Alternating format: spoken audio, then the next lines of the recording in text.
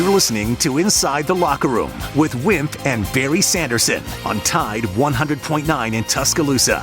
7-1. In the NHL, the Kings shut out the Predators 3-0. It was the Devils blanking the Oilers also by a score of 3-0. College basketball, number 1 Kansas beat Howard 87-57. Inside the Locker Room with former Crimson Tide basketball coach Wimp Sanderson and his son, former SEC and ACC assistant basketball coach Barry Sanderson. It's time to take you inside the locker room on your home for Alabama sports. Tide 100.9 and streaming on the Tide 100.9 app.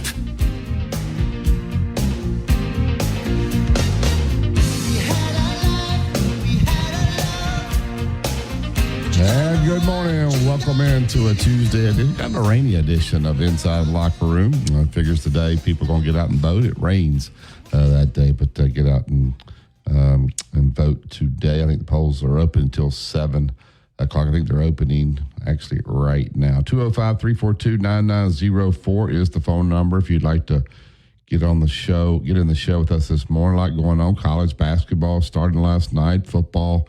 Big games this weekend. Alabama obviously with a big game against LSU Saturday night in Baton Rouge. We can talk about all of that. If you want to download that Tide 100.9 app, it'll allow you to send us an app message throughout the show. Also, you can listen to all the shows here, all the games. So get that app on your smartphone if you have not done that already. And do me a favor and tell 2 or 3 people about the Tide 100.9 app, especially people outside the area. If you want to email us, you can do that at wimpandbarry@yahoo.com. That'll come directly to us, and we can respond back there to you on the email. We got Chase behind the glass, spinning the records this morning. And he also, we want to thank Yellowwood, pressure-treated pine from Great Southern Wood.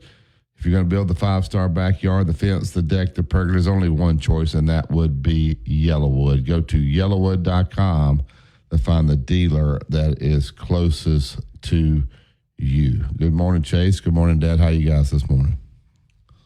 I'm okay. In the games last night, I don't know how good the SEC is at the bottom of the league. I know at the top of the league it's very, very good, but had 4 losses. A&M, South Carolina, Texas, and Missouri all lost games. Missouri was playing Memphis, so that was, I could see that. Texas played Ohio State. Alabama won big. Samford won. Bucky's team is really good.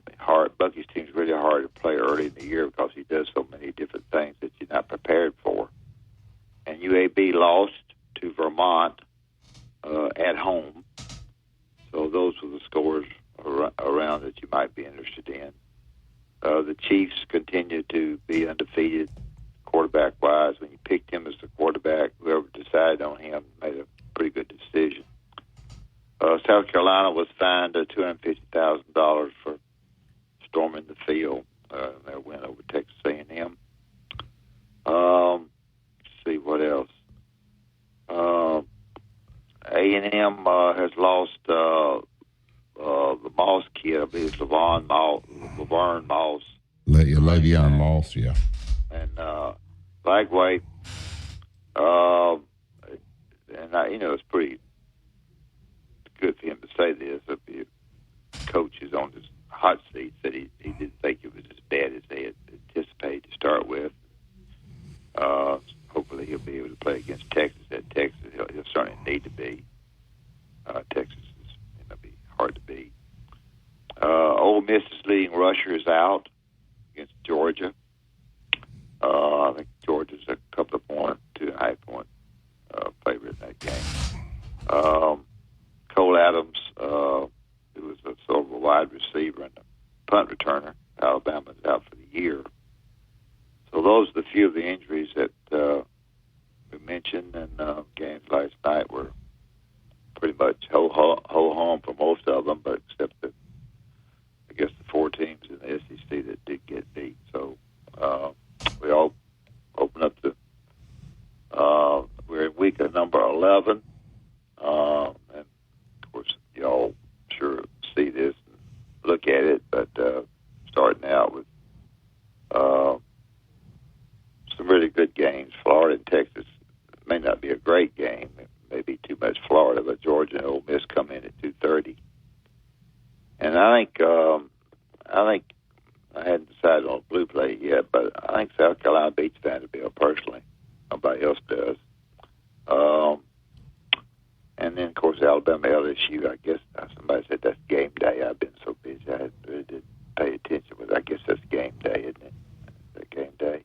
Yeah, game day will be there. It'll be interesting to see how, I'm sure they'll treat him great, how Coach Saban gets treated back in Baton Rouge for game day with Alabama taking on LSU. That's kind of an interesting trip for him going back there after leaving LSU for Miami, then obviously spending 17 years here. So he, I would say he probably really got his career cranked up, the successful part of it at LSU, wouldn't you? Yeah. Yeah, he was good, but not great at Michigan State. They didn't spend the money to really put a first-class program on it. I think that's the reason he interviewed down in Baton Rouge.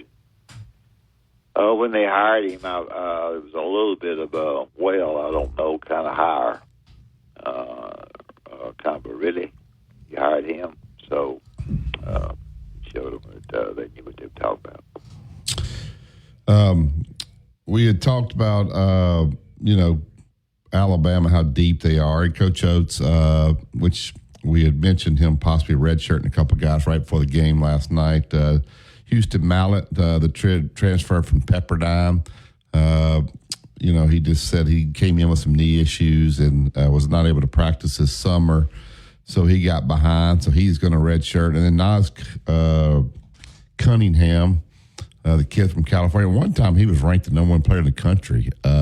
He's real skinny, and so Coach sat down with both the families, and they decided that just for Nas to get healthy, not Nas to get some strength, and the other kid to get healthy, it would be best for those guys to redshirt. Now that really helps Coach handle this roster. You got young blood out, so they're down to 10 scholarship players. So they're going to blow these teams out. Like when they have a lead and you say empty the bench, when you empty the bench, there is no empty in the bench as far as putting in guys that aren't.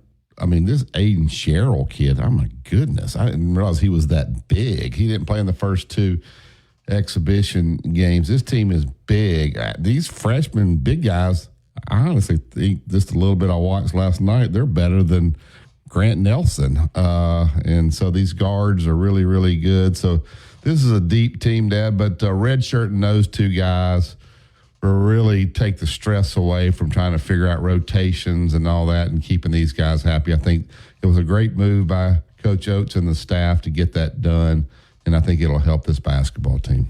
Well, I'm sure it will. Get those other guys ready to play. If they're slightly injured, it gives them a good reason why they're not playing with their cohorts back at home. I think it helps them mentally as well. So Alabama's going to have a great year, no doubt about it. Yeah, LeBaron Phelan, we talked about him, almost a double-double last night, 10 points, but 9 assists last night. And then Reed's really good. Stevenson, Mari had 16 points and 8 rebounds in just 19 minutes. But Mark Sears, they didn't shoot. Maybe they're a little bigger. Although I thought Asheville actually wasn't that bad, to be honest with you. But Alabama only shot 18 threes last night, Dad. They were 8 for 18, took good threes. Mark Sears goes 3 for 4 last night. Aiden Holloway goes 2 for 3.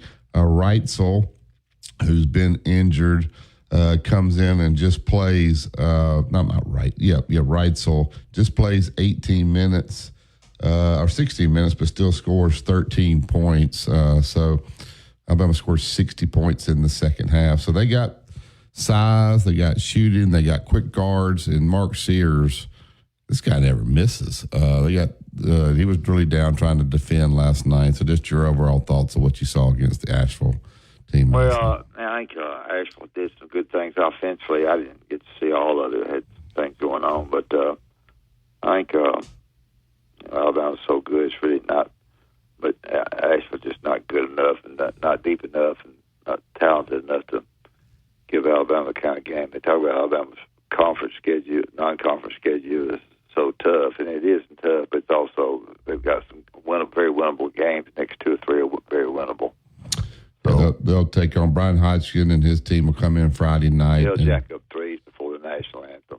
And then they got Arkansas State will. Yeah, and then they got McNeese State on Monday, and then they have it gets real after that. So we'll see. All right, we'll go ahead and take the first break. We'll open up the phone lines 205-342-9904. I think they had a good crowd in there. Chase, did you go to the game last night? They had a good crowd in there last night as well. I did not go, but Wyatt told me it was pretty packed. I was here at the studio covering it. I think they said that they had to turn students away. Sounded like maybe Nate Oates said that in the press conference after the game. 2 minute truck. They're at 1330 Martin Road East. That's where you go pick up your boxes, your packing supplies, whatever you need to make this a smooth move. It's local, out of town, out of state. Let the professionals handle it. They'll take great care of you and your stuff. It's 205-247-5050. It's 2 minute truck. Movers who care. Here's what's trending on the Tuscaloosa thread. Good Tuesday morning, Duncanville Middle School faculty member Eric Stevens was one of several individuals arrested for soliciting prostitution during the recent sting operation of the West Alabama Human Trafficking Task Force. A release by the Tuscaloosa County School System noted the incident had nothing to do with any school activity. Click TuscaloosaThread.com for more local news, sports, and weather coverage all throughout the day. It's absolutely free. And catch election coverage at the top of the hour beginning at 8 tonight. Don Hartley, Town Square Media, Tuscaloosa. Tide 100.9 traffic. Tuscaloosa traffic now from the Townsend Nissan Traffic Center. Well, folks, heading out to the polls, you're going to have a bit of a complicated ride, especially if you're traveling on 359. Watch out for this accident on the southbound lanes just past 21st Street. Now, this is creating a bit of a delay, but in the immediate area. American cheese, cheese sauce, bacon or sausage, all rolled up into one warm tortilla. Want the boss of breakfast burritos? Gotta be Wendy's at participating U.S. Wendy's. Road tripping, business travel, or bringing your car in for repairs. All great reasons to rent a Toyota at Tuscaloosa Toyota. You can rent the latest Toyota models for a day, a week, or a weekend. Every Toyota rental car comes with 24 hours roadside assistance. To stopping Alzheimer's, but to get there, we need you. Get involved in the Walk to End Alzheimer's on Sunday, November 17th at Randall Family Park in Tuscaloosa. The best place for your high school football coverage is right here on Tide 100.9 and online on Tide100.9.com.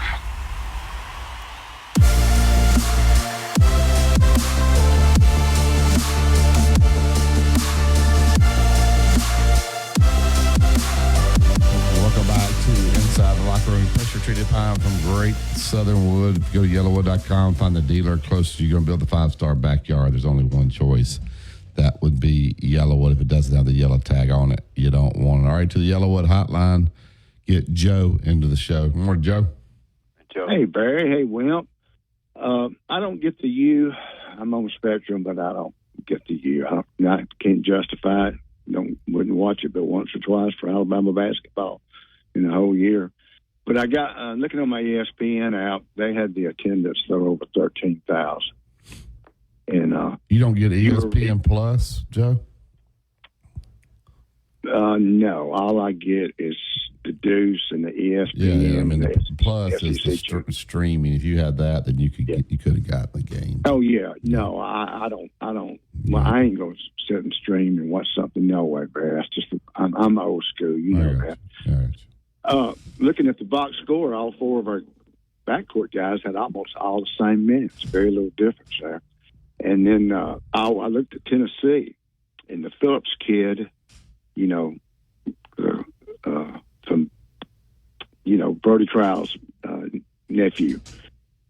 He had 7 points, 4 rebounds, 2 assists, and he got 20 minutes last night, but he didn't start. So, kind of watching his career, I want to see what that kid can do. It's going to be interesting. But the difference in us and them, first thing I noticed, Ziegler had 33 minutes, and Sears didn't have to play but 25. And they didn't cover, and we did. Of course, Garner Webb's Garner Webb's better than UNC Asheville, aren't they? You think so? These teams, it's just hard to know because you don't know a lot about them. I actually thought Asheville was okay. He made some shots, made some tough shots. They just got beat pretty bad on the boards. They give Sanford all they wanted last year to get in the tournament. Remember that? Yeah. Mm-hmm. They should. Rylan Griffin started for Kansas last night. He did start. Okay. Yeah, he played 19 minutes.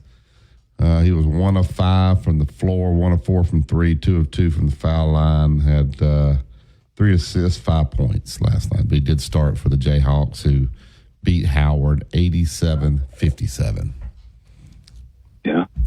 So I didn't get it, but I'm like Wimp. The way he started there, of course, A&M was playing a good team, and Texas was playing a good team, but of course, A&M played them on their home floor, but Texas played them on a neutral floor, right? They played in Vegas. Vegas, that's what I thought. Yeah, sure did.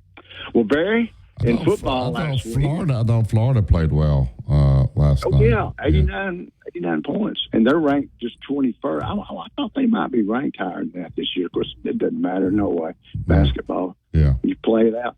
In football, I had 9 games that we had to have teams lose, and 6 of them did. So that's a pretty good week to be idle and have those kind of results, wouldn't it?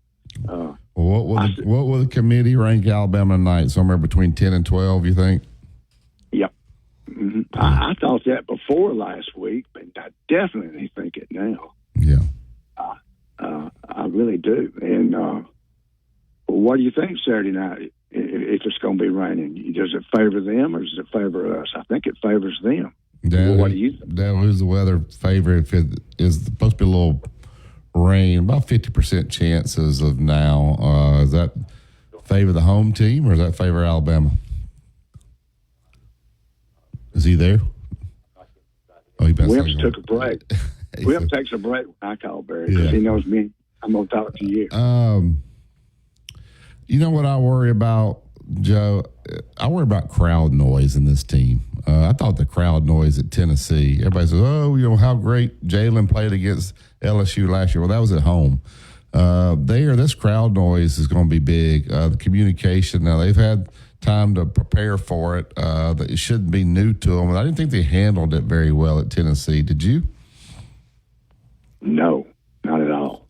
Yeah. Not at all, especially that first quarter. It was awful. We had three different times there on that. I understood you say yesterday your mother fell again. How's it? Yeah, she's struggling, Joe, to be quite honest with you. So, just struggling mentally, to get back. So, hopefully, time will take care of it, we hope.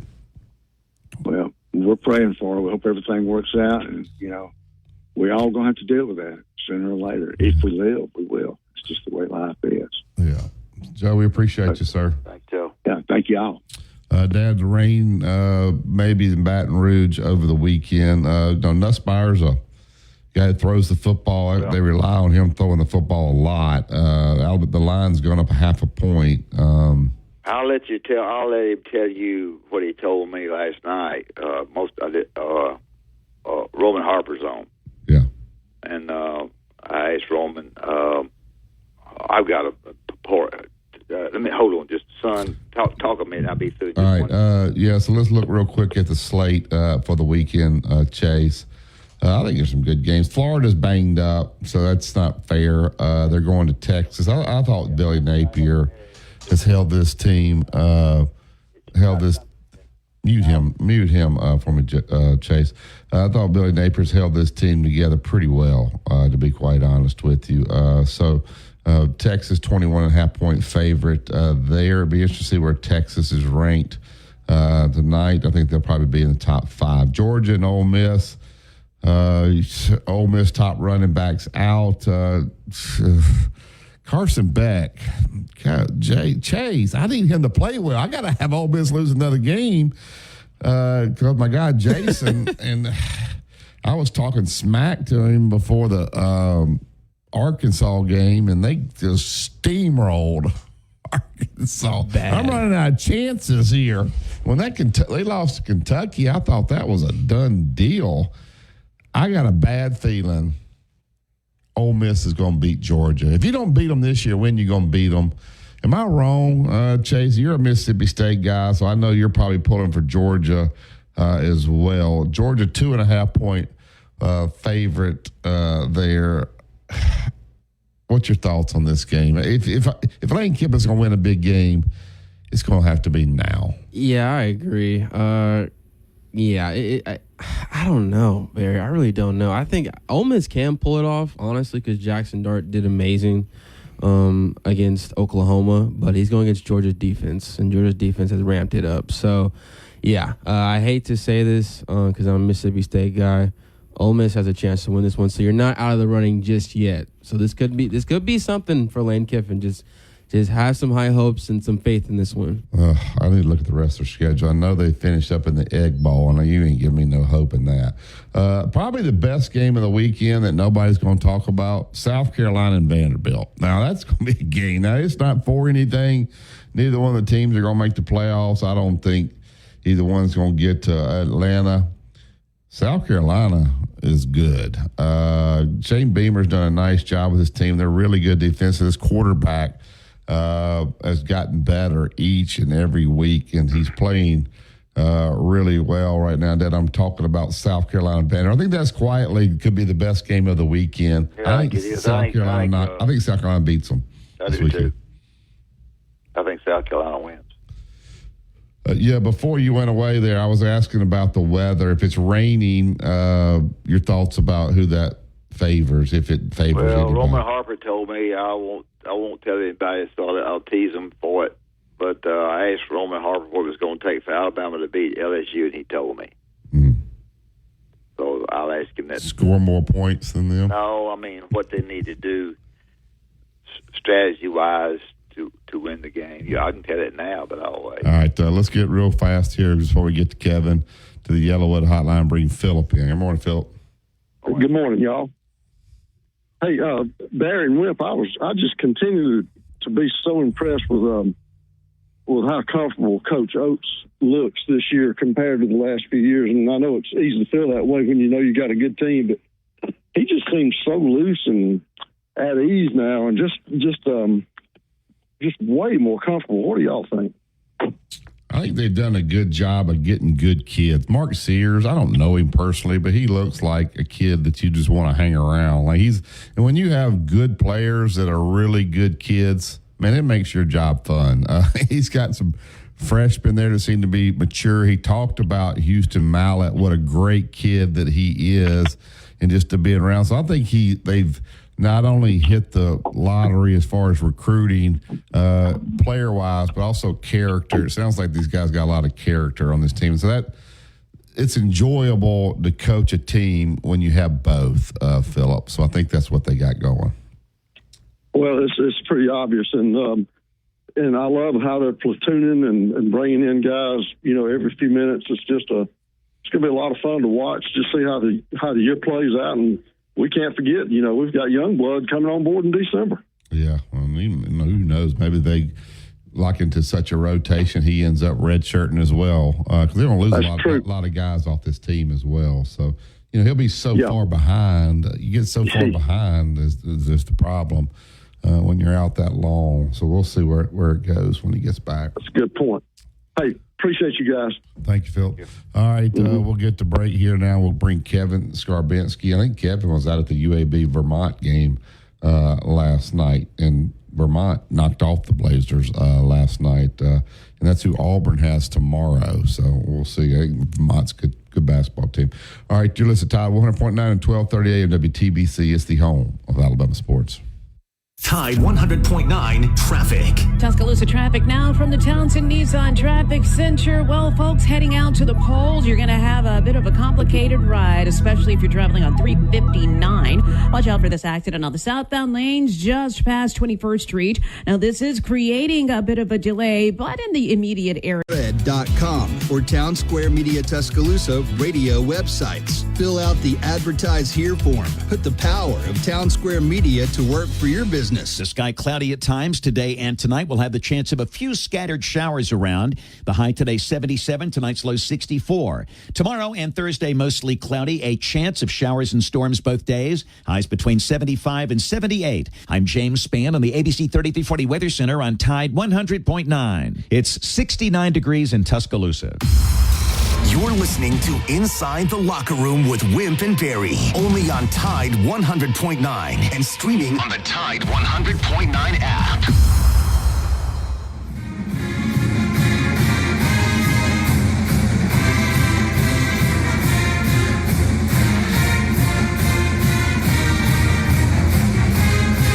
Welcome back to Inside the Locker Room. Pressure treated pine from Great Southern Wood. If it doesn't have the yellow tag on it, you don't want it. All right, we get right to the Yellowwood hotline. He writes with the Birmingham Lead, AL.com. He's got the football show, CBS 42 College Football Saturday. Joins us every Tuesday, Kevin Skarbanski. Good morning, Kevin. How are you?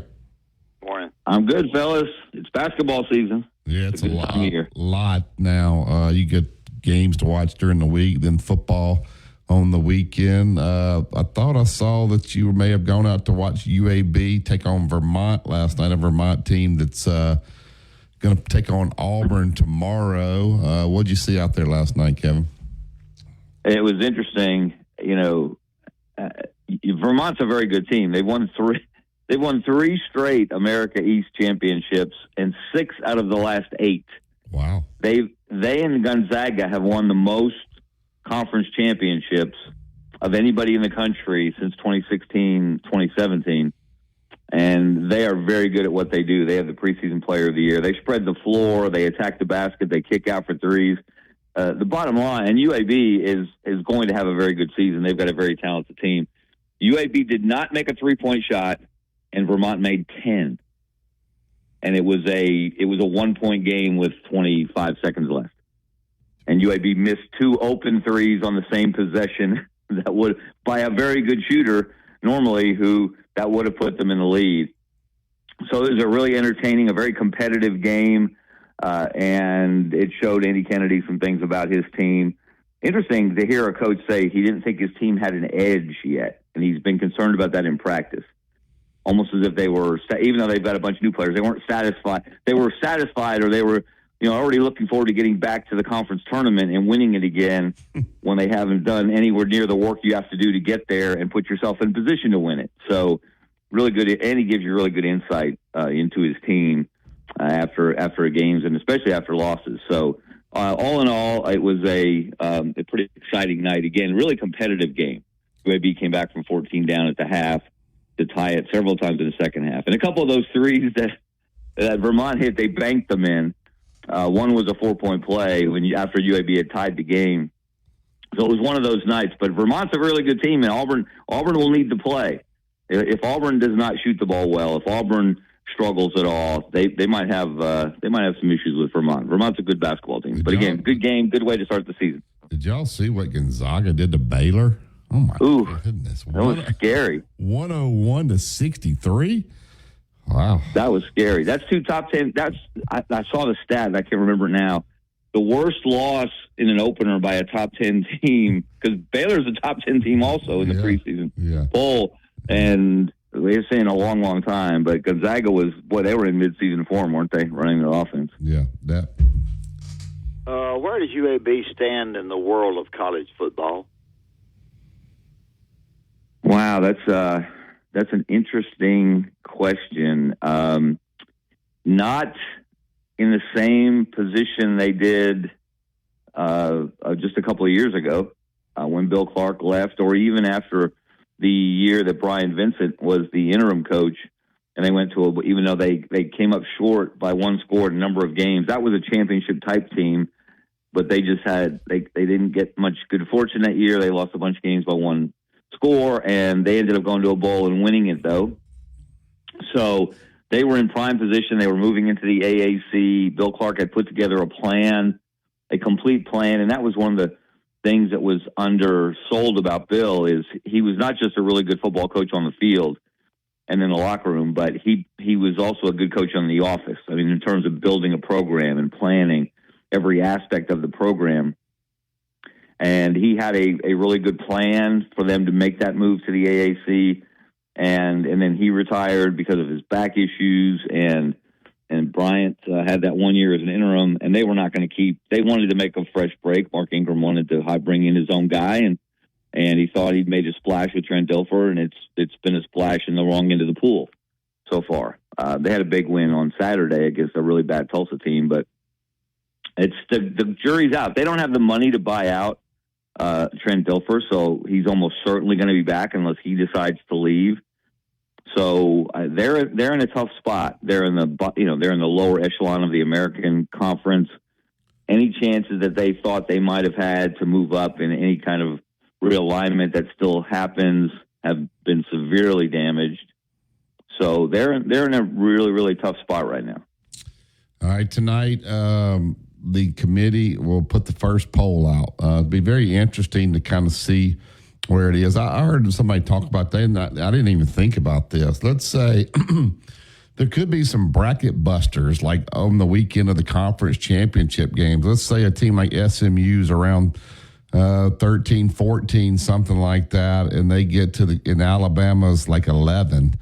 And then they go to the ACC championship and they beat Miami. Well, Miami's not going to fall out, and that puts SMU in. So those conference championships can be pretty interesting with these unbalanced schedules, because some of these teams that may get in it, Kevin, may not be in this top 12. And if they win that game, that's going to knock somebody out, kind of like the NCAA basketball tournament. So I didn't really even think about those things, but that's certainly a possibility. So if you're 10 or 11, you're not secure in this football playoff yet, correct?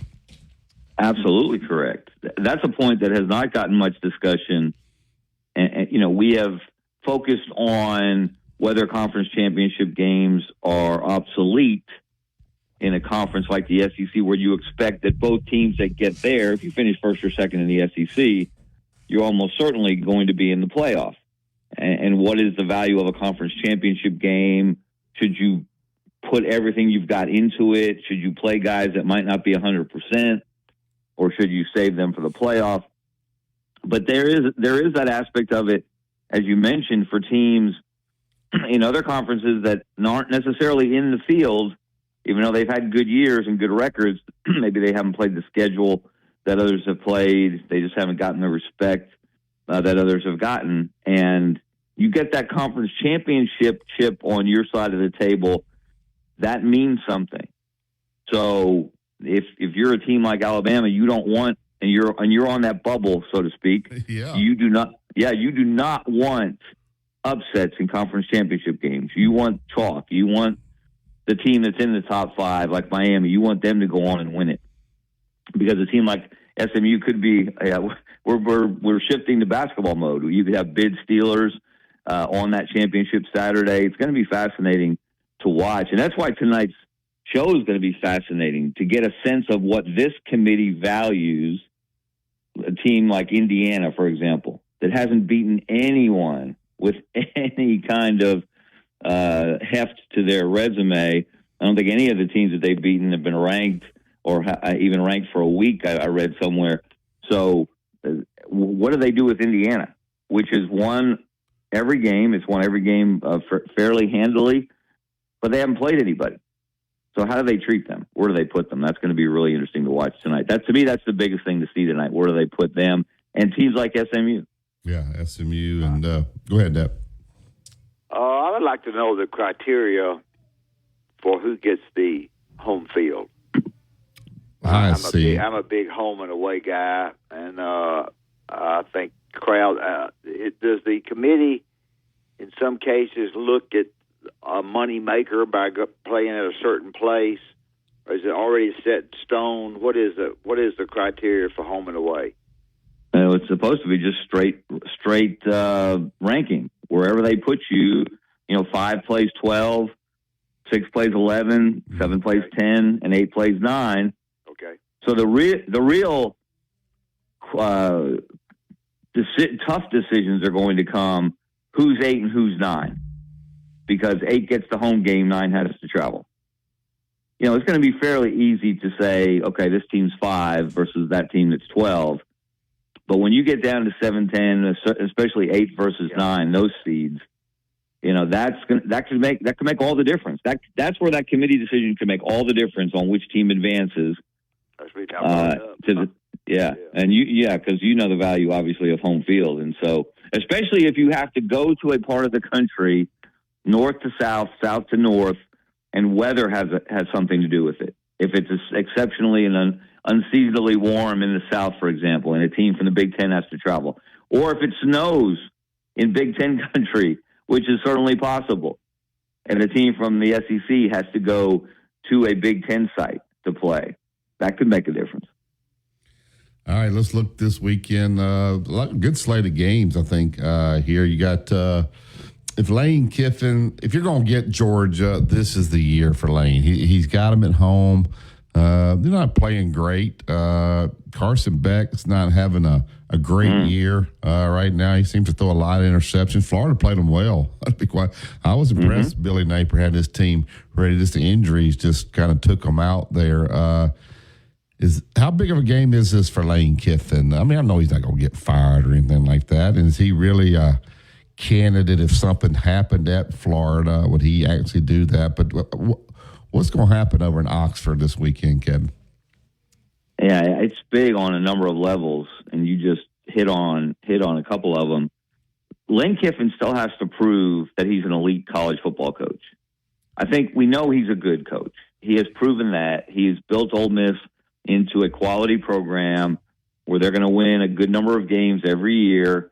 They're going to have talented players. He's going to bring them in through the portal. He's going to have, for the most part, with rare exceptions, he's going to have an exciting offense with a quarterback that can make plays. He's great at dialing up plays on Saturdays, but he hasn't been able to win those really, really, really big games, or what we perceive to be really, really, really big games. And this is an opportunity to get one. And especially, as you said, because Georgia's not Georgia. They're wounded in terms of their presence, their ability to walk on the field and put fear into the other team.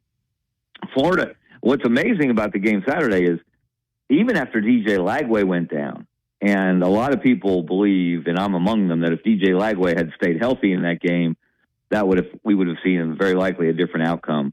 But it was 20-20 with the third string quarterback for Florida in the fourth quarter. It was a tie game in the fourth quarter with Florida playing its third string quarterback. Think about that. In a rivalry game that Georgia's got everything to gain and everything to lose as well. So this is a perfect spot for Lane Kiffin to show that he has matured into one of the top 5 to 10 coaches in the country. I don't think he's there yet. He has the opportunity to get there. It also, if they lose, might show him that he's hit the ceiling at Ole Miss. Yeah. And it might be incentive for him if Florida comes open, and I don't think that's guaranteed yet, but if Florida comes open and they do want him, as so many Florida fans seem to, then he might think really hard that he's done everything you could do at Ole Miss, but there's a ceiling there in terms of winning national championships that you cannot break, and he'd have a better opportunity to do that at a place like Florida. Yeah. So big game on a lot of fronts. Yeah. Where do we stand with Auburn? I've got through the years you've had the inside connection at Auburn, and I don't know who it is. I've got one too, but I'm afraid to call him. I don't want to call him because you think he's upset? Yeah, he's mad and upset, and I ain't calling him. So so you have a connection there. There are not a lot of head coaches out there that have been so successful that you want to hire them real quick if you fire a person. Right. Comment on that. Well, first of all, you're selling me short, suggesting I know just one person at Auburn. Okay. that might know what's going on behind the scenes. Real well. John Cohen's been on our show. He's a nice guy. Yeah. Yes. Oh, yeah. John is. However, I will tell you there are some Auburn people that are concerned that he's turning Auburn into Mississippi State West or East, I should say. Wow. Let me get my map correct. They brought in they have a lot of former Mississippi State people now in the athletic department that they brought in. It's not big names. It's not people in positions that you would necessarily hear about publicly, or they don't make a big deal about when they've hired them. But there are some concerns and obviously Mississippi State is not one of the is not one of the elite athletic departments in the SEC or in the country. They have limitations that other places don't also, that maybe Auburn doesn't. But there are some concerns there in that regard. It's just a difficult question because exactly what you said, Wimp. There is not a person out there guaranteed that you could hire. People always forget this. You have to be able to hire the person. Just because you have an opening, just because you want to hire somebody doesn't mean you can hire somebody. That's right. You know, Auburn was interested before they hired Brian Harsin. They were interested in Brent Venables. He didn't want any part of it. They were interested in Billy Napier. He didn't want any part of Auburn. Guys, they were the hot names at the time, and neither one of them was really interested in going to Auburn. Part of the reason they ended up with Harsin, and they botched the search in general. Did not vet Harsin the way they should have, the way you should any coach, and you get what you get, and they got what they got. So, but Hugh Freeze has not, all of this. I think it's false hope that a lot of Auburn fans are clinging to because of his recruiting. Oh, it's going to get better. It's going to get better. You just wait. You just wait. Well, riddle me this, Batman. Why the games that they won last year? They played, I think it's 3 teams that they beat last year. Now, they've got more Hugh Freeze players this year, right? Yeah. There's no doubt about that. This is more of his roster. It is certainly more of his coaching staff, his hand-picked coaching staff. And 3 of the teams that they beat last year, when they went 6-7, they've lost 2 this year. Arkansas, Vanderbilt, and Cal. So how is that? Well, part of the reason is he made one of the worst personnel decisions in this new NIL world by A, bringing in Peyton Thorne in the first place, and B, sticking with him for a second season. Yeah. That has blown up in his face, and all he had to do to see the perfect contrast of transfer portal quarterbacks was Saturday, Diego Pavia from New Mexico State, who has been Hugh Freeze's nemesis for Vanderbilt against Peyton Thorne. And Peyton Thorne didn't play badly on Saturday. He had one of his more solid games, but Auburn just cannot make plays to score when they have to. They can move the ball at times. They put up stats. I think Peyton Thorne was 20 for 29.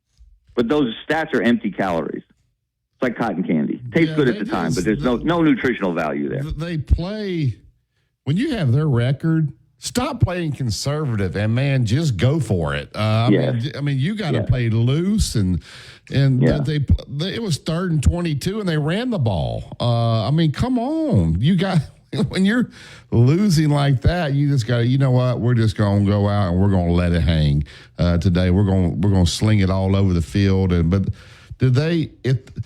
you bring a coach back because you have hope. I think hope's about to go. If this recruiting class falls apart, hope is going away fast down there, Kevin. I don't. See well, I mean, they can finish. Yeah, they are very likely going to finish 4-8. There's a chance there's no guarantee they'll beat Louisiana Monroe next week, although they have struggled a little bit the last couple of weeks. But they'll certainly bring their A game in a couple of weeks, and then you got to play Texas A&M in Auburn and go to Tuscaloosa. So 4-8 is very realistic at this point. And that would mean Hugh Freeze, there's so many stats that just blow your mind. He's 1-6 in SEC home games the last 2 years. 1-6 at a place that's supposed to have this great home field advantage. And I would argue the home field advantage exists only when they play Alabama and Georgia. It doesn't exist when they play everybody else. The numbers clearly indicate that. So, I mean, the guy had a losing SEC record when they hired him. He was 19-21 in SEC games at Ole Miss. So his reputation, his resume was inflated by so many Auburn people on the front end that really you shouldn't be surprised at what you're getting on the back end. And when you're failing on offense, which is his area of alleged expertise, I think you got bigger problems than just losing football games. All right, let's talk about the game in Baton Rouge. Guys, there's a lot of pressure in this game, if you want to be honest. The loser's done.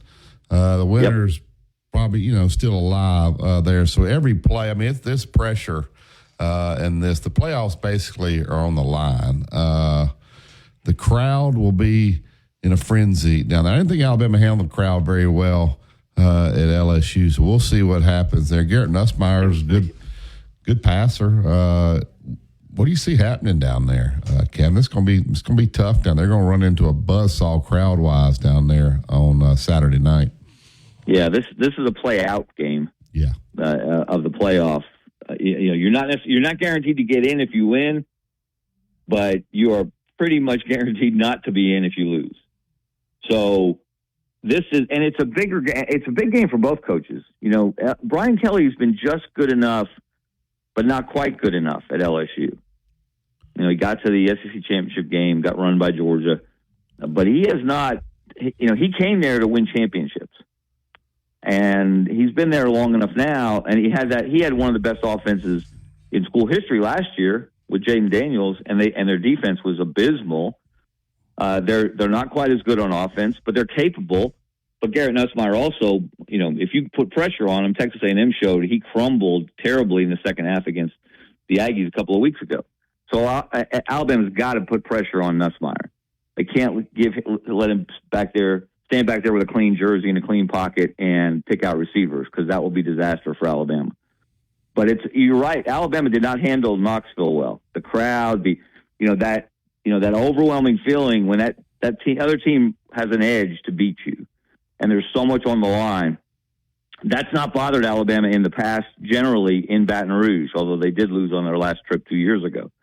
But imagine the outcry on late Saturday night, if Alabama is out of the playoffs, and it's after 2 weeks in November, out of the playoff chase. In a 12-team playoff race, they're out of the playoffs. That is going to resonate. That's going to sting. Even though it doesn't mean disaster, it doesn't mean Kalen DeBoer is the wrong hire. It doesn't mean things are not going to happen in a positive way in the future. But there's going to be a lot of unhappy people. There will be a lot of unhappy people if Alabama doesn't make this first 12-team playoff. So there's extra pressure on him. Yeah, I'll give you something real cute you can write. Okay. Alabama and Auburn are both the letter A. Take both of those letters and turn them upside down. What kind of letter do you have? A V with a slash across?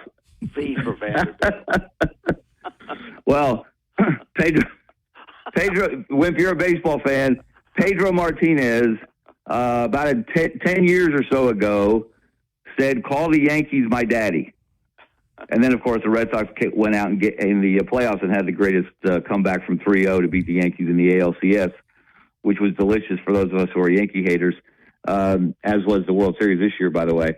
So right now, Vanderbilt is the state of Alabama's daddy. How about that? It is. First time since 55 that they beat Alabama and Auburn in the same season, and did it in completely different ways. And I graduated. It was a shootout against Alabama, and it was a defensive struggle. And Pavia didn't play great on Saturday at Auburn, but he just made winning plays when he had to. That's what separates him. I'd go to war with that guy any day. You make an A into a V. There you go. Vandy's going to lose South Carolina this weekend, but they've had a great year. Yeah. Unless South Carolina spent it all on Saturday, man, did they play well? You don't think that they should fine these people for going on the field? Come on. I mean, come on. Yeah, Barry, don't get me on my soapbox on that one. Listen, I have been on the field in those situations, at the end of games, covering games on the road, covering Alabama or Auburn. And I have been in the midst of these field storms, and they are a little scary, let me tell you. The first one I experienced was in Knoxville. They beat Auburn. It was my first year covering the beat. Bo Jackson was a senior. That tells you how old I am. And Auburn was number one in the country. Tennessee beats them pretty handily behind an unbelievable performance by Tony Robinson at quarterback. Here come the Vol fans. They get one goalpost at one end. I'm at the other end of the field, but I got to go the opposite end to get to the post-game interview area and get to the locker rooms when you can still go in the locker rooms. And here comes Vol Nation. I'm swimming against the stream, and it is a little bit scary. I saw somebody get bonked on the head with part of the goalpost. I almost got stampeded after the kick six game. It's dangerous. It really it seems cool and fun, but the potential for confrontation between players and fans. We saw it with Alabama and Knoxville a couple of years ago. It's just a dangerous situation. I'm not for it. Vanderbilt couldn't even throw the cotton-picking goalpost in the water. Yeah, but like the South Carolina, I hear you, Kevin, and I kind of agree with you. I do agree with you, but the South Carolina, I think they just kind of came on the field. They weren't rushing on the field. There's a difference, when you're... There's a difference. They were reading a book before they ran out there. Yeah. Well, that was South Carolina. They were coming on the field. Now,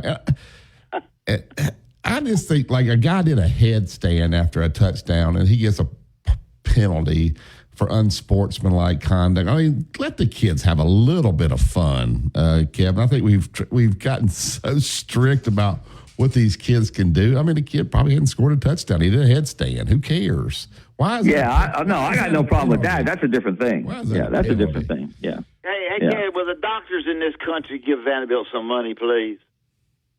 All the doctors. So let me ask you this. I know you got to go. So that $250,000, they have to give it to Texas A&M? It goes to yes, that's one difference now. It goes to the other school. Oh, so really? Yes. So all of a sudden you're helping fund the other team's NIL. Whatever the other school's going to do with it, you could put that in your NIL fund, I guess. They just bought him a defensive back. Exactly. Then it starts going up. Yeah, then it starts to hurt a little bit. Yes. Yeah. So, all right, Kevin, tell everybody they can find you. Yeah, follow me on Twitter/X at Kevin Skarbinski. Keep up with all the different things that I'm doing. My 2 columns a week in the Birmingham Lead. Our show on Saturday, Scott Griffin and me, CBS College Football Saturday at 6:30 p.m. live on CBS 42 in Birmingham. We have a lot of fun talking about college football, breaking down what's happened already that day, what's going to happen that night. So I hope everybody will check that out. Thank you, Kevin. Thanks, Kevin. Thanks, guys. Have a great week. All right. Chase, should you get a penalty for doing a headstand? I mean, a headstand, you don't give the guy unsportsmanlike conduct for that? Being party poopers, that's all. Do y'all have a problem with them rushing the field? Dad, do you not like? I mean, I understand I don't really like them rushing the field, but because they don't even know why. Half of them don't even know why they're rushing it. They don't even know they won. But Corey Miller, if you're listening, and I love the Gamecocks, but beating Texas A&M, is that really field rushing? Is that a field rushing win? You beat Texas A&M. Only reason because they had not lost in the league. Come on, Corey, control your fan base. So we don't rush the field beating Texas A&M. I mean, if you beat Texas, maybe, but not Texas A&M. All right, we'll take this break. We want to thank Yellowwood, pressure-treated pine from Great Southern Wood. If it doesn't have the yellow tag on it, you certainly don't want it. The phone lines will be open, 205-342-9904. And Roman Harper will tell you at 8:15 what Alabama has to do to win. Score more points, right, Chase? Isn't that what you do? You listen to Tide 100.9, 1230 AM. WTBC is the home of Alabama sports. Tide 100.9 traffic. Tuscaloosa traffic now from the Townsend Nissan Traffic Center. We're in your primetime travels now, and it's getting a little heavier with the volume. Of course, we do have those wet streets outside right now, so please be careful. And you're traveling on 2059 at 359 or just past 359. You do have some heavies there inside the construction zone. And we're also looking at traffic starting to bunch up just a bit, not too much. McFarland in both the east and westbound lanes between Watermelon and 43. With your Tuscaloosa traffic now, Tammy Thomas. WTBC Tuscaloosa and W265CG Tuscaloosa, a Town Square media station. Tide 100.9 and streaming on the Tide 100.9 app. From the Fox Sports Studios in Los Angeles, here's Eddie Garcia. Some breaking news from the NFL as the NFL trade deadline comes up at 4 p.m. Eastern time today. The Detroit Lions have traded for Cleveland Browns pass rusher Zadarius Smith and will pick up a 7th-round pick in 2026 as well. In exchange, Cleveland gets a 5th-round pick in 2025 and a 6th-round pick in 2026. Week 9 in the NFL came to a close with Monday Night Football in rainy Kansas City, where the Chiefs needed overtime to beat the Buccaneers 30-24. Kansas City quarterback Patrick Mahomes had 3 touchdown passes, 2 to wide receiver DeAndre Hopkins. Travis Kelce had 14 catches, and running back Kareem Hunt rushed for 106 yards, including a 2-yard touchdown that ended the game with the overtime game winner. Kansas City still undefeated at 8-0. Tampa Bay falls to 4-4. Free shipping to your home on purchases over $25. Your new Academy Sports and Outdoor store is located at 4610 U.S. Highway 280 in Birmingham. Inside the Locker Room with former Crimson Tide basketball coach Wimp Sanderson and his son, former SEC and ACC assistant basketball coach Barry Sanderson. It's time to take you inside the Locker Room on your home for Alabama sports. Tide 100.9 and streaming on the Tide 100.9 app.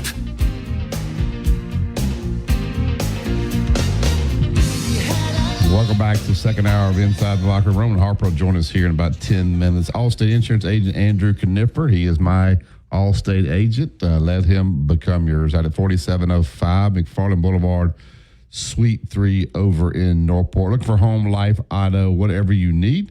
Andrew is your guy. Give him a call today. They'll set you right up. 205-722-9201. It was brought to my attention during the break, too, last night. What is it about Texas A&M, guys? Central Florida beat Texas A&M, and they rushed the floor last night in hoops for beating A&M. I mean, I guess A&M is ranked, but Johnny Dawkins, dude, played at Duke. I mean, I don't beat. What is it about beating A&M now? We're going to rush the field and rush the court. I get to the Yellowwood hotline here and bring Tom in. Good morning, Tom. Hey, Tom. Morning, Barry. Morning, Coach. How are y'all? We're okay. How are you, bud? I'm good. Thanks for asking. I wanted to bring up a couple things on basketball, if you don't mind. Sure. An interesting thing to me last night was Memphis and Missouri. Yep.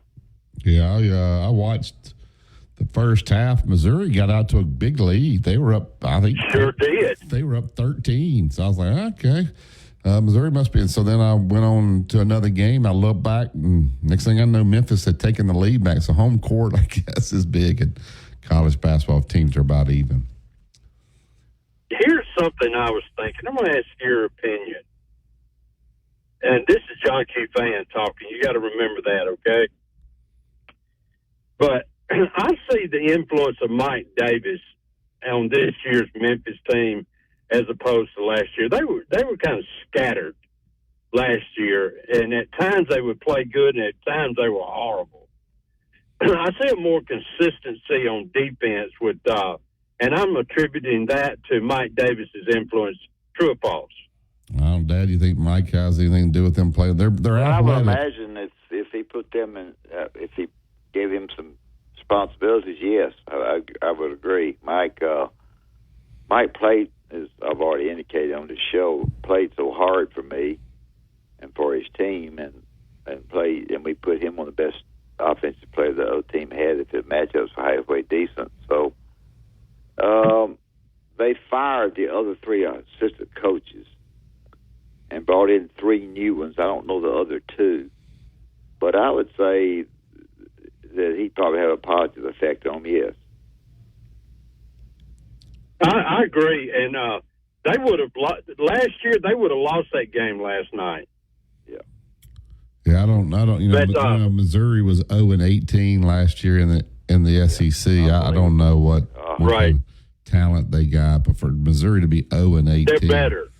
They're better this year. They need to open up at home. Wow, do they? They needed to win a game, not go to Memphis. They need to go to scheduling school, Tom. Well, they sure do. Yeah. Second thing I wanted to bring up is Alabama, the Sherrill kid that came in last night. Aiden Sherrill. And there's Yeah, Aiden Sherrill, yes. Yeah. Yeah. Big, strong, and very athletic, and can pass. Yes. And play defense. And my interest in him, of course, every year for me, this is just the way I am, as a Junkie fan now, is always find a player, and that's who I lock in on and watch development and success and so forth and so on. And but I see a lot of potential in that young man. What's your take? Well, he's been injured. I mean, he's big. I mean, he and Reed do not look like. Violon. They do not look like freshmen. They're not built like freshmen. That's my point. Now, I think that they believe that Reed could possibly be their best defender. And they were doing something last night that Tim Floyd did. I think Dad did it some. And they took Reed, and I'm assuming that was their best player. They had him on, and he was denying the ball all over the court. So and I've never seen Alabama do that. So I guess this new guy comes in and has implemented that. Some people say when a guy's scoring a certain number of points and you try to limit his catches, and they had Reed on him, which tells me they probably think Reed is their best defensive player. Another point I wanted to make to y'all, I was so encouraged by the energy and the technique by Mark Sears on defense. His hustle, his example that he is setting for other players. And, somebody has taken him and how they are showing him to position himself on the ball and off the ball, just as important as on the ball, but how he was turning his body and stayed in position to play defense. You never saw that last year. And since Charlie Henry left, now we've picked up that. And I noticed last week that Coach Oates threw Charlie Henry's name out there at the defensive staff, and I believe they got the freaking message. When you're good. I want you to critique that statement. Yeah, I thought that could be a stupid one. Well, Charlie Henry obviously is a new coach. Not new. He's at Georgia Southern, which they won their first game last night. I got to go back to look at their deal to see the guy that they brought in. But whatever your head coach emphasizes, you should be pretty good at it. I think coaches decided that this year you're going to guard or you're not going to play. And so you could see every one of these guys. That's one game, so we'll see, buying into the defensive end because that's what the head coach is emphasizing. Now, he's letting the assistant run the defense, but if coach wasn't emphasizing as much as he was, it wouldn't be as important. So when they know when he's spending so much time and talking about it constantly, because let's be honest, they were pathetic defensively last year. They got lucky. They were pathetic. You're exactly right. They were pathetic. And I tell you what, he dropped a couple of not cuss words. I'm not saying that, but he dropped a couple of bomb comments that I picked up on television last night, and all of their facial expressions, coaches I'm talking about, they changed right quick, and the players were looking down the bench at it. And I think maybe that your point about the emphasis on defense is really taking hold, and I think even I can see that we're a great offensive team, right? If one guy ain't hitting, we just bring somebody else in and they hit. It's basically that simple. Am I right or wrong? Well, I mean, they played one game. It looks like that. They played loose and they don't shoot with one eye on the bench. But they only took 18 threes last night, which I thought was interesting. Had a bunch of paint scores last night off of offensive rebounds, and they threw it inside. But you got to get, when they get to playing the Houstons and the Creightons and the Illinois and those types of teams, then you'll really be able to evaluate where they are. Hey, Tom. See you, Barry. Thank you. Yes, sir. Yes, sir. I hate for a coach to look down mean at players, don't you? No. I was raised on that. I was talking about me. Well, hey, I'm telling you, I saw some of your technique in the Memphis. I saw some of your technique in that Memphis game. Yeah, I sure did. Thank you, Tom. Thank you all. We'll get to break here. We'll get Roman Harper in. Usually Tom gives us a couple questions to ask the guests, but I guess he trusts us today to handle Roman. You listen to Tide 100.9, 1230 AM WTBC. It's the home of Alabama sports. Tide 100.9 traffic. Tuscaloosa Tuscaloosa traffic now from the Townsend Nissan Traffic Center. Be careful out there, folks. We got some wet streets, and it's definitely going to create some hazardous driving conditions. Now, if you're traveling inside the construction zone here on 2059, this is moving in the southwest direction, right at Joe Malisham. Between that and 359, you definitely are pretty much riding those. Seasoned potatoes, American cheese, cheese sauce, bacon or sausage, all rolled up into one warm tortilla. Want the boss of breakfast burritos? Gotta be Wendy's at participating U.S. Wendy's. From the University of Alabama, this is Crimson Tide Today. It's a daily update on Bama sports, and it's brought to you by Everwood Treatment Company, the official treated lumber of Alabama athletics. Everwood, wood treated right. Hello again, everybody. I'm Roger Hoover. On Monday, Alabama football began preparations for LSU. Here are some thoughts from the head coach of the Tide, Kalen DeBoer. Had a great bye week. Our guys get a chance to work on the things that we felt we needed to work on as a team, get a little healthier and in a good spot. Guys got back to work yesterday with a good practice, high energy, very intentional on what the job is that we're up against going into LSU here, and getting a head start on that, whether it be last week or yesterday. So we'll be back at it tomorrow morning, and got an exciting week, preparing for a good football team. So one update, just want to give, because I know I haven't had a chance to, just with the timing of everything, with when we've met Cole Adams with his injury, just an update there. He'll be out for the year.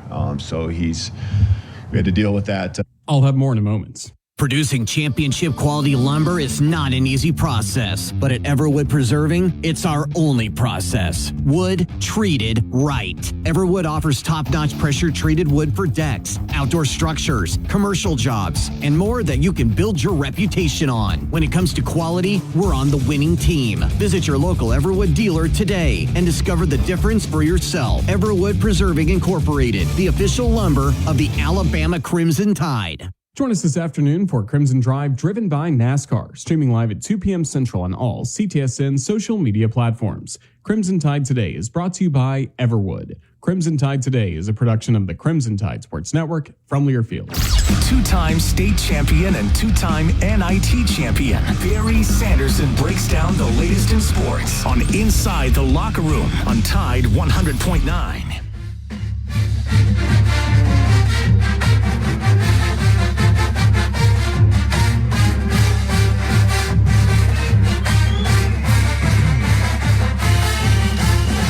Welcome back to the Inside the Locker Room. Tuscaloosa Toyota. Go to the website, TuscaloosaToyota.com. Look at all the great inventory right out there at Tuscaloosa Toyota. The new inventory, the pre-owned. You can schedule a service. You're going to Baton Rouge, you need to rent a Toyota.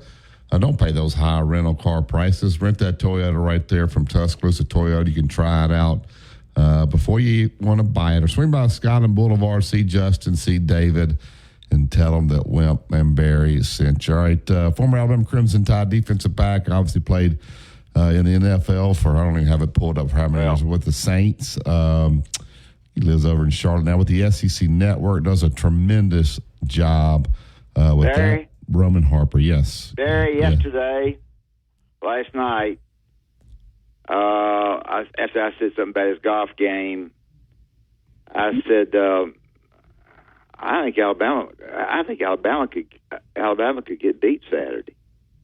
Yeah. And he said, Coach, not if you finish it, Roman. Not if they run the football. Last week they showed that they had the ability to be more physical in the run game. Well, 2 weeks ago, sorry guys, and good morning. And so, yeah, I do think if Alabama continues to find ways to run the football, LSU's not great at stopping the run. That's one way to keep their offense on the sidelines. And at the end of the day, you got to trust Garrett Nussmeier is going to have to give you an opportunity to have one or two interceptions. That's kind of just who he's been, but you got to catch it.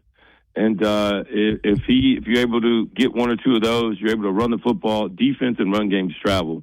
And so I know how good Brian Kelly has been at LSU at night. I think he's undefeated, 12 or 13-0 right now. So if you want to win this game, you want to do something special, this is the time to do it. And there's no better time than now. Everything's on the line. If you still have playoff aspirations, you go win this game. and your aspirations will only get closer and it will only grow from here on. But this is going to be a great test, and I think this team is built for this, and it'll be great. It's just more to this story of Coach DeBoer's first season, them losing, the ups, the downs, the question marks going into this season, and then all of a sudden you win this game and you're right here exactly where you want to be at the end of the year. Well, now, right before Barry takes this thing, you're talking about the first several games of the year, the finest quarterback running the football ever, passing it, running, everything. And now you're telling our audience, let's back off a little bit with the quarterback and run it with our running backs. Tell our listeners.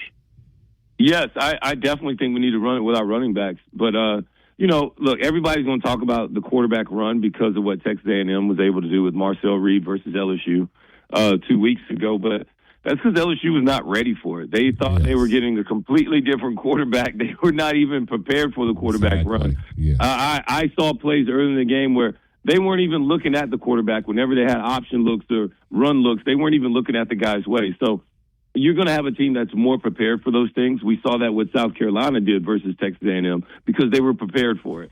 And so it's just a totally different mindset. I still think that you have to be able to run the football with your quarterback at times, but I also need him to just scramble and make fast decisions when he drops back as well. So not holding it, not waiting on this guy too long. Just go get the ball. Just go get it. The same thing he did last year when he had 4 or 5 touchdowns on the ground. He can do that again this year if he just makes fast decisions. So it's about fast decisions, running the football physically with the running backs, which is what they lacked all year long up until Missouri game. That part right there is what I believe for Alabama must carry on. And if you do that, you set yourself up for a big-time victory on the road. Yeah, but will they do that? That's the problem. Sheridan doesn't always call it either. That's another. When they were playing Vanderbilt, Vanderbilt got up 2 scores, and they acted like it was the fourth quarter, like they had to abandon their game plan because they got down 2 scores. But when you're playing Missouri and their backup quarterbacks in there running, they're not scoring, so you just run the ball, run the clock, because there's no threat of those guys scoring. But I'm afraid they're going to be afraid that Nussmeier can score, so if the run don't work early, if they get down, they'll just abandon it. That's kind of what's happened this year. Am I wrong? No, you're not completely wrong about it, and I just don't think it's a winning formula when Jalen Milroe is dropping back passing the ball 40 times a game. I just don't think that wins for you long term. Like, can you get away with it? Yes. Is he a better improved passer? Yes. But that doesn't mean we need to drop back 40 times. This team is still built to run it right now, to be more of a physical downhill running team. I liked what they started to show us, even in some of the shotgun, but still more downhill runs last week with guards pulling. I thought Tyler Booker had his best game at Alabama last week. He was annoying. And, the only time you can call somebody nasty in the world and it'd be a compliment is when I'm talking about an offensive lineman. And so he was extremely nasty 2 weeks ago. And so that's what needs to carry over if you're Alabama. And if you do that, you just got to stick with it. This is not going to be an easy game. This is not going to be fun. It's going to be hard, and it's going to be tough, and it's going to be long. And you got to understand that, and the mindset has to be right, that it's got to be a 4-quarter game, and that we got to be closer up ahead in the fourth quarter, and we got to impose our will on the opponent. And that has got to be the mindset going into it. I also love the fact that, guys, and I know this is off subject, but Kalen DeBoer's mindset on the sidelines 2 weeks ago versus Missouri was brilliant. I thought he was getting after guys from the opening whistle. He was not just being nice, passive. He was in guys' face. He was at the referees. I thought that kind of passed through the rest of the team, and they kind of fed off of that. So we need more of that Wimp Sampson attitude on the sidelines for Coach Kalen DeBoer. Roman, do you worry about, because I do, our offensive line are big, but they have slow feet, Roman. Guys run right past them. That worries me. Where do we get the balance between stop trying to be so big and we got to be mobile? I would also say, look, because no O-line is going to get smaller nowadays. I mean, you just got to continue to recruit better, especially on our right side. Our right tackle struggles at times with speed rush. Our left tackle as well at times, but they're massive human beings. And if you're worried about the quarterback getting hit, put more guys over there to help him, you know? Yeah. Like, just don't leave him on an island. True. Give a tight end over there. Like, have somebody ready to chip. Like, do something to slow these edge rushers and these pass rushers down. I learned something from Sean Payton a long time ago. He would always say, like, you never let a guy that doesn't touch the ball beat you.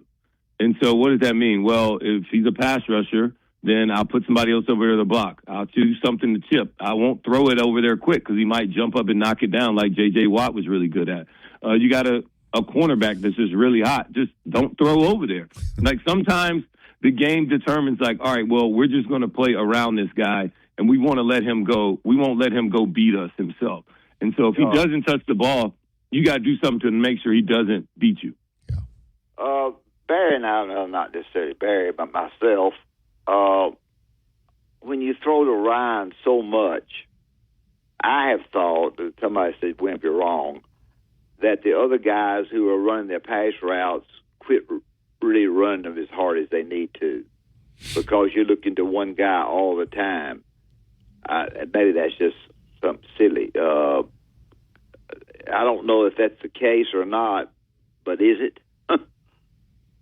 Well, I know versus Tennessee, they threw it to Ryan Williams a lot. And so, you know, for whatever reason, like, some of the throws were just off.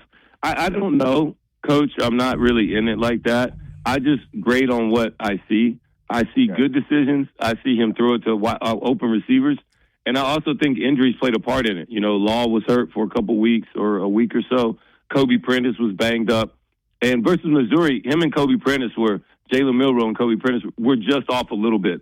I thought they missed some big play opportunities by just a little bit, and hopefully they get back on the same page, because that's really the difference between a huge play that now makes defenses have to respect the deep pass and make them back up. And right now, Jalen Milroe, the deep ball has not been his best as compared to what it was the year before, where last year he was one of the best deep ball throwers in the whole country. This year has not been as effective and that much on target. So whatever these things that are just barely missing, they have to try and figure those things out, because at some point you're going to need the big play, and you're going to need it as the competition gets better and better down the stretch.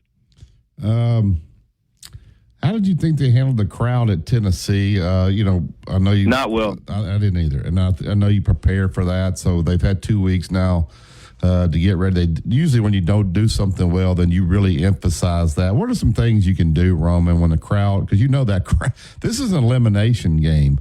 That crowd is going to be crazy there. What are some things Alabama can do offensively to maybe try to help a little bit? Number one, you got to, practice it. So practice with very extremely loud crowd conditions at practice. Do that every single snap. Offense, defense, everybody should do it. Just to work on our communications to make sure that everything's on point and tightened up. And then as a personal level, you got to slow your heart rate down. You got to understand it. Understand your practices and preparation. It's prepared you for the moment. And so you can't be a little bit antsy. And I know it's harder said than done with the whole snap organization and whatever they're going to be going off of, whether it's to count the clap or a hand signal or whatever that's going to be. Everybody kind of has to get the operation down.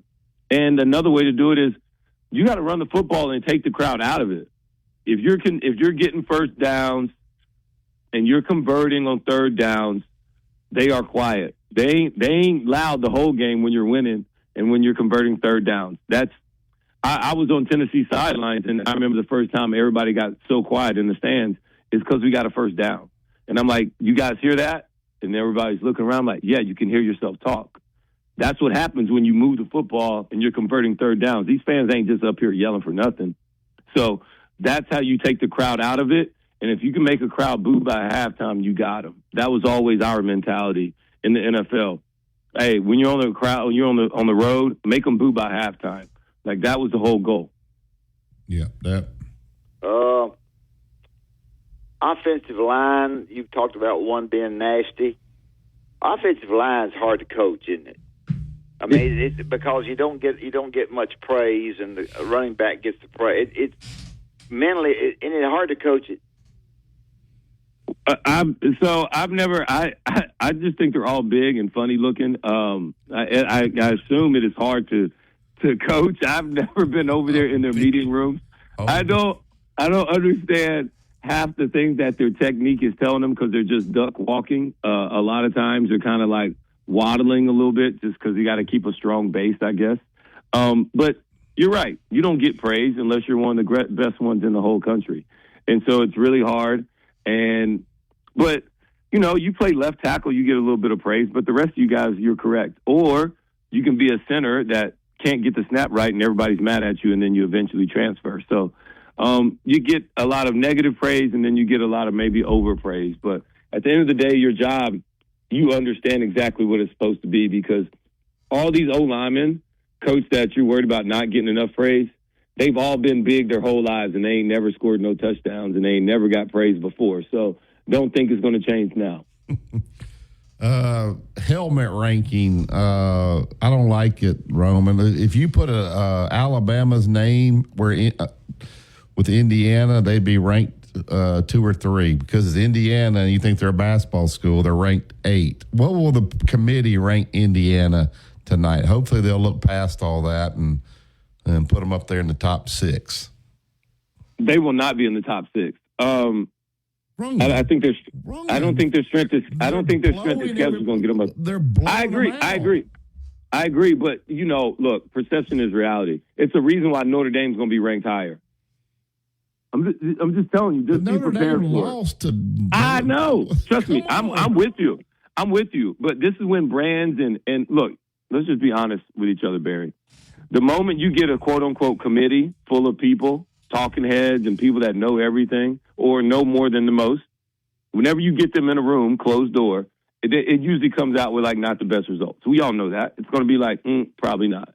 So that's what's going to happen. And you know how it is. The first week is the trial week. So they're just going to throw some things out there. It's going to shock some. But I don't see Indiana being that high. I do see him possibly be in the top 10, though. I could totally see that. But Indiana, because it's a basketball, quote-unquote basketball school, and they're newer and they're hotter right now, I don't know if they get the same respect that they actually do reserve. And they will have their opportunity at the table when they play Ohio State in a couple weeks. Wow, I was talking to Kevin Scarman. Let's say Clemson somehow gets to the championship game, and they're around, 16, 17, something like that.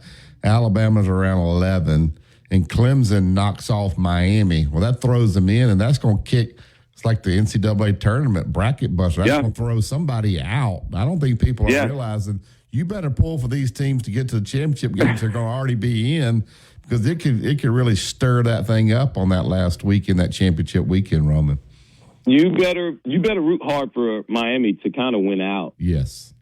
So then it keeps somebody else out. BYU win out. Yep, BYU would be a good one to win out. But I don't know, because Boise State as well is like right there on the fringe too. So I don't know which one's going to get the nod over the other. It'll be interesting to see how the ACC continues to progress, because SMU, if SMU wins it, that makes it a case for now you got 2 ACC teams in, and now that maybe possibly kick somebody else out. Now, if Miami wins it, then SMU has less of a case to maybe get in. If they only have 2 losses, we'll see. Because who will get in? Who will be that? Will it be a 3-loss SEC team in? If a 2-loss SEC team makes it to the SEC championship game, and then all of a sudden you take a loss from them, do they not get in, and you bring in another SEC team that didn't play in the championship game with 2 losses over the one that has a 3rd loss? I don't know if you can actually sit up here and say that is fair, but the committee ain't worried about fair. And it ain't always about the best team either. Sometimes that's why I think brand matters. If Alabama wins out, I think Alabama's in. And the same thing can be said about Notre Dame. They're going to find a way to get them in there. It's just what it is. I don't know why, and is it fair? Probably not, but life ain't fair. So that's where I'm standing at right now. I'll be interested also to see how many of the Big Ten teams get in. This Penn State loss, how much did it cripple them versus Ohio State, knowing that they will not have another win on their schedule versus a top 25 team at the end of the year, period, on their schedule, but they do have the 1 loss versus Ohio State. And this is kind of just who Penn State is. They're always good versus everybody else except the teams that are actually good. And so that's where we stand right now, and who will get the nod on that? Will it be Penn State and Indiana? Will both of these teams be able to get in, or will one be left out to dry? All right, here's a question for you. Tennessee loses at Georgia. Yep. Tennessee and Alabama are 10-2. Alabama's got that win over Georgia, and the committee's down to taking Tennessee or Alabama. Yep. There's no way they take Alabama over Tennessee. I heard people say they would because they beat Georgia.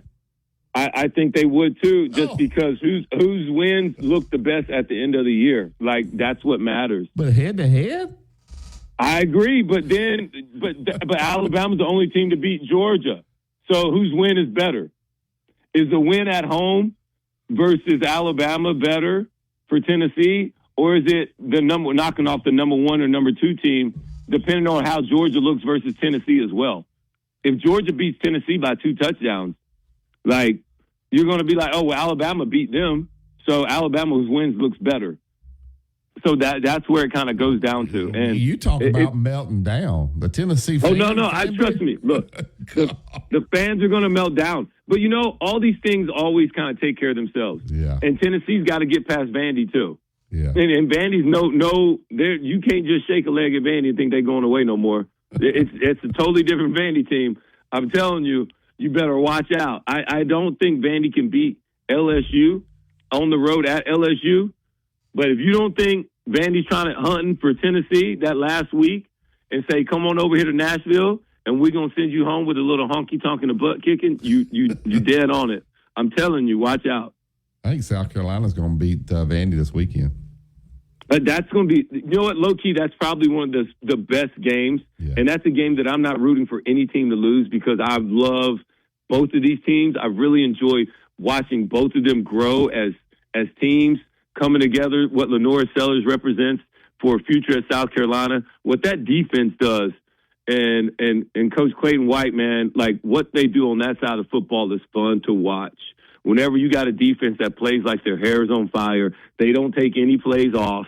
They don't make anything easy for you. I love watching defensive football at a high level, and that's what they do. They miss a lot of tackles. They fly around, but it doesn't look like a lot of tackles missed because they play so fast. Yeah. And with Vandy wins their way. They don't turn the football over. Diego Pavia is a mastermind with the football, and they're just swaggy right now. And Clark Lee's got the defense flying around, and they know who they are. Wow. I tell you, this little show that Barry and I have, we can't. This is what makes our show so good.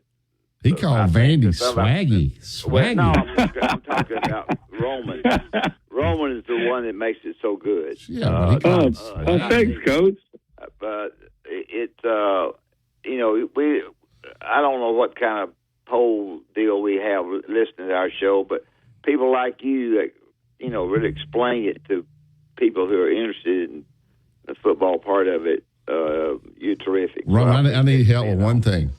I got a bet with a guy here in town, and if Ole Miss loses 3 games, he's got to do my yard for a year. I got to have Georgia win this game this weekend. But gosh, Georgia does not look good. And Carson Beck is worrying. I'm worried. I think Lane Kiffin's going to win this freaking game. No, you should be worried a little bit. And it's like, look, man, a little bit.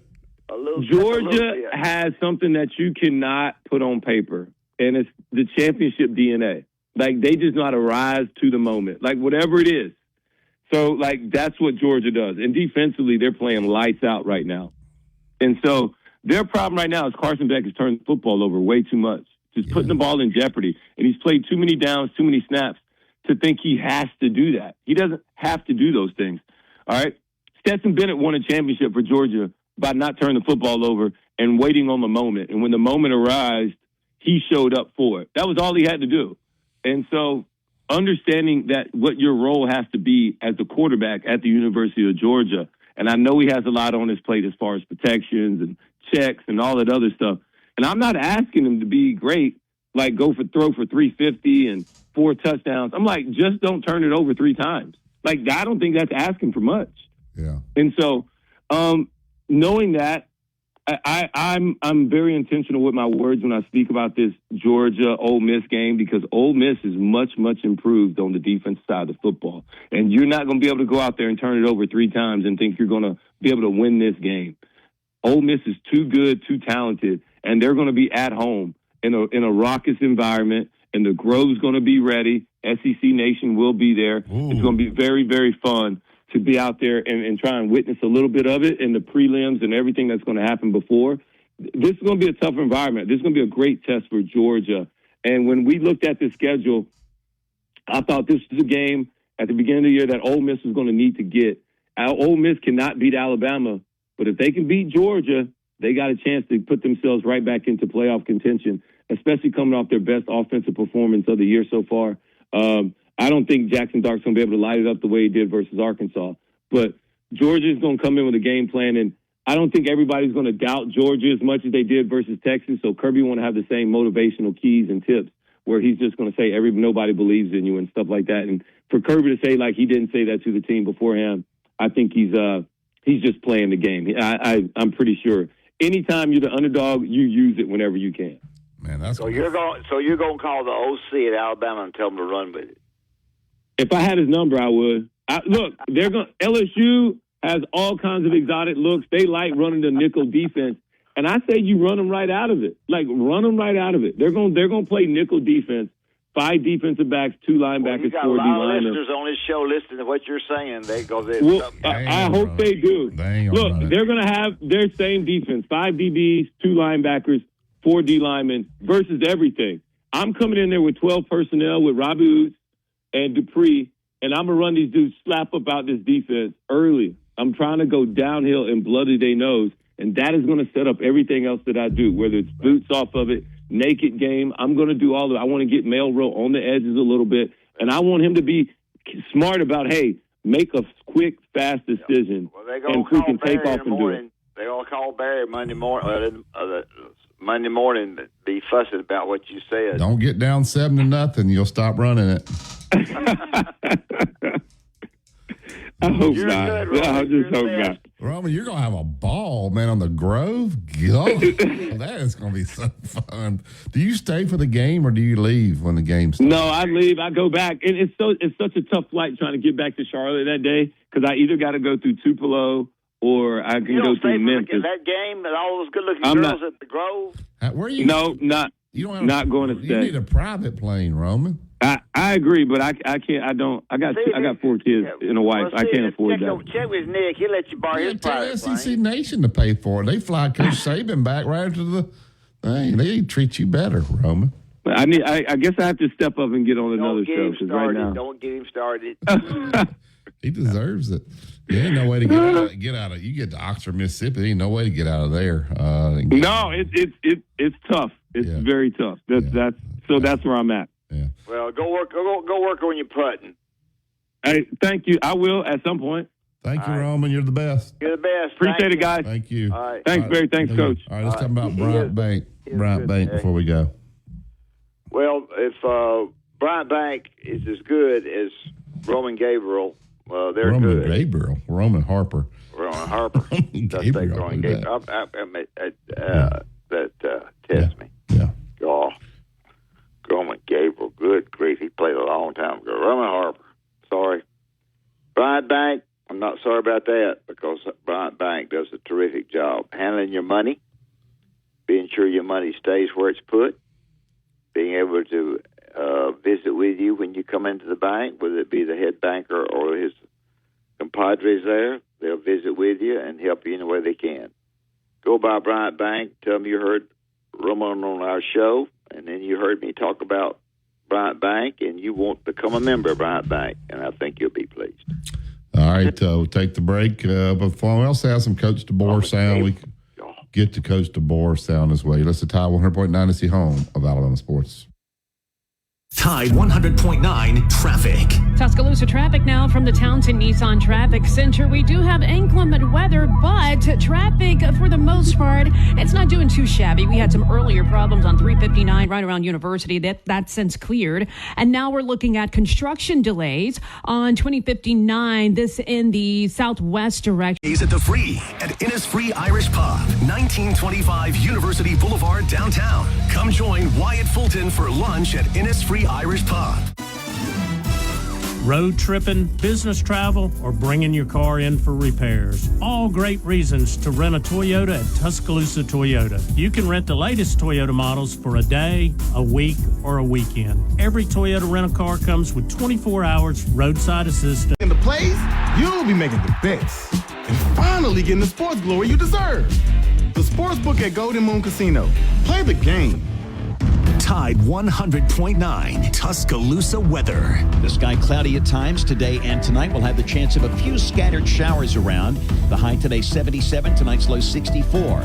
Tomorrow and Thursday mostly cloudy. A chance of showers and storms both days. Highs between 75 and 78. I'm James Spann on the ABC 3340 Weather Center on Tide 100.9. It's 72 degrees in Tuscaloosa.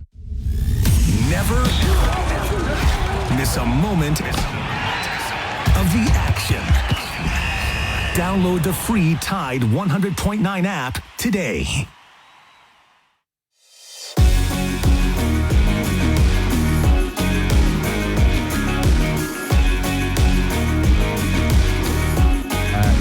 Inside Locker Mind, Chase, we get to talking to these guests and then we go along. Do what? That blue plate ain't coming real good. Yeah, blue plate's hard. Let's go ahead and hear Kalen DeBoer opening statement, then we'll get to break and we'll wrap up the show. But Chase breaks these press conferences down for me. We don't ever get to them anymore. I guess that's good. I mean, we have calls and good guests. But here was Kalen DeBoer yesterday in preparation for this LSU game. All right, good morning. Had a great bye week. Our guys get a chance to work on the things that we felt we needed to work on as a team, get a little healthier and in a good spot. The guys got back to work yesterday with a good practice, high energy, very intentional on what the job is that we're up against going into LSU here, and getting a head start on that, whether it be last week or yesterday. So we'll be back at it tomorrow morning, and got an exciting week, preparing for a good football team. So one update, just want to give, because I know I haven't had a chance to, just with the timing of everything, with when we've met Cole Adams with his injury, just an update there. He'll be out for the year. So we had to deal with that, last week, and unfortunately, just because Cole's guy that pours everything into it, had an injury earlier in the season. Honestly, at the time, probably thought that was going to be something more significant as far as the time frame with the first one. Just seeing the effort he put into that first injury, you really found out a lot about who he was as a person, as a player, just a toughness he had. And unfortunately, he had another injury here now, and lower body injury, and so we'll be done with the season here this year. Question. All right, there was Coach DeBoer, just getting you ready for photos. We can take a break, come back, have you comment on that, Dad, and we'll wrap up the show and get out of the way for the Gary Harris. So Gary said I was stirring the pot with Roman about his private plane. I wasn't stirring the pot. I was just asking how he's going to get home. You need to text Roman and tell him to go through Memphis. That's what Gary and I talked about. Why is he going to Tupelo? Listen to Tide 100.9. It's the home of Alabama sports. Tide 100.9 traffic. Tuscaloosa traffic now from the Townsend Nissan Traffic Center. We do have inclement weather, but traffic for the most part, it's not doing too shabby. We had some earlier problems on 359 right around University. That's since cleared. And now we're looking at construction delays on 2059, this in the southwest direction. Show you how many Tuscaloosa customers are searching online for your type of business. It's quick, easy, and free. Visit mylocalcustomers.com. That's mylocalcustomers.com. Tide 100.9 Tuscaloosa weather. The sky cloudy at times today and tonight. We'll have the chance of a few scattered showers around. The high today 77, tonight's low 64. Tomorrow and Thursday mostly cloudy. A chance of showers and storms both days. Highs between 75 and 78. I'm James Spann on the ABC 3340 Weather Center on Tide 100.9. It's 72 degrees in Tuscaloosa. Mr. SEC Tournament Wimp Sanderson gives you his excellent analysis every weekday on Inside the Locker Room, right here on Tide 100.9.